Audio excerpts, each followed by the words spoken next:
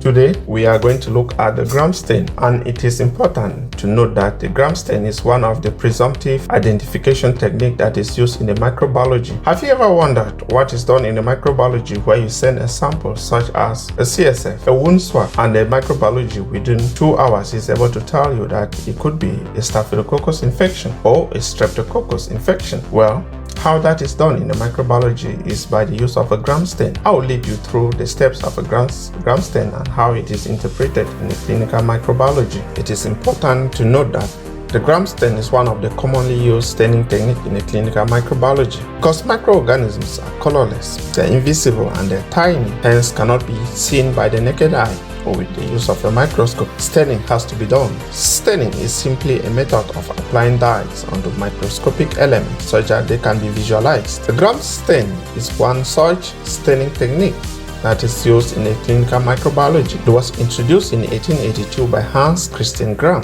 It provides a presumptive diagnosis of the causative agents, which allows clinicians to be able to start antibiotic treatment pending a definitive diagnosis of the causative organism. Most commonly in the clinical microbiology, a gram stain could be done from a clinical sample, which could be a wound sample, or it can be done from an agar plate, which could be a blood agar plate that has growth on it. For the sake of a gram staining technique, we are going to believe that bacteria have just two constituents on their cell wall, a thick peptidoglycan and a thin lipid content, and another group of bacteria that have a thick lipid content with a thin peptidoglycan. Those organisms with a thick peptidoglycan and a thin lipid content are going to stain purple, and they could be spherical as cocci, or they could be rods or bacilli. On the other hand, organisms with a thin peptidoglycan and a thick lipid content are going to stain pink or red. They can be spherical or the rods. To do a gram stain,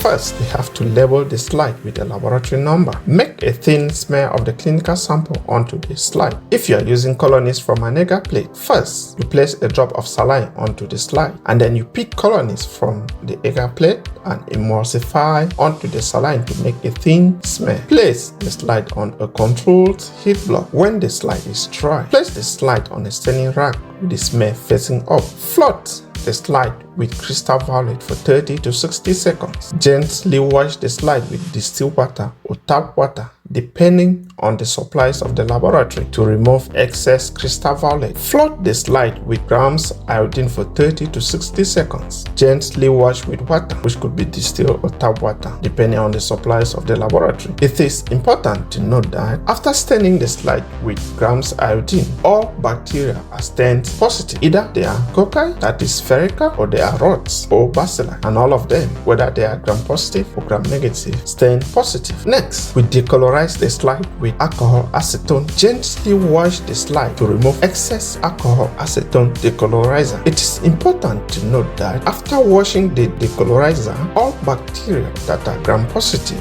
will stain purple. They could be spherical or they could be rods, and bacteria that are gram negative at this point will be colorless. It could be in the form of a rod or they could be spherical, and the essence is that they are gram negative. After washing the alcohol acetone decolorizer, the next thing you need to do is counter stain the slide with safranin for 30 seconds. Wash the slide with water, which could be distilled or tap water, then blot the slide gently, allow it to dry. You can decide to use a heat block to dry the slide. However, it is also important to note that using a heat block with excessive heat or for an extended period of time is going to distort the staining characteristics that can mislead the interpretation process. Hence, you have to be sure that if you are using a heat block, you use it just for a minimum amount of time to allow the slide to dry, or better still, you can air dry it. Reading and interpretation of the gram stain. In order to read and interpret the gram stain, you need to focus the slide with the help of the 40x objective when the staining material is evenly distributed. Then apply a drop of immersion oil and rotate the nosepiece until the 100x objective is in place, such that you should be able to characterize the microorganisms present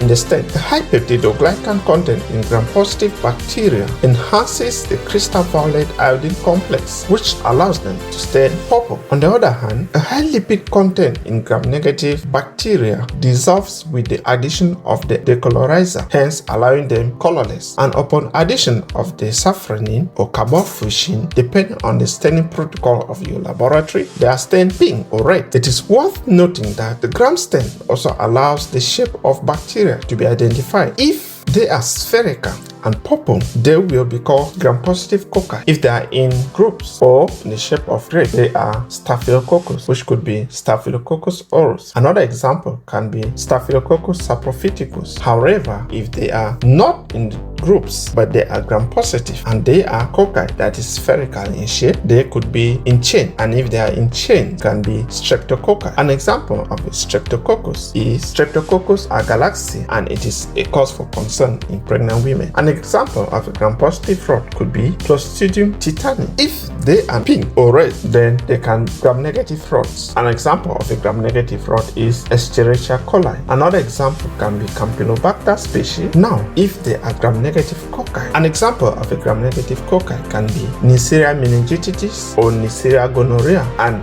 in the case of Neisseria gonorrhea, they are going to appear diplococci. It is important to note that some organisms, such as Gardnerella vaginalis, produce a mix of purple and pink when stained with a gram stain. Hence, they are called gram-variable organisms. Some bacteria, such as Mycobacterium tuberculosis or Mycobacterium species, do not stain well with a gram stain, and therefore they are usually stained with the Zielnielsen staining technique.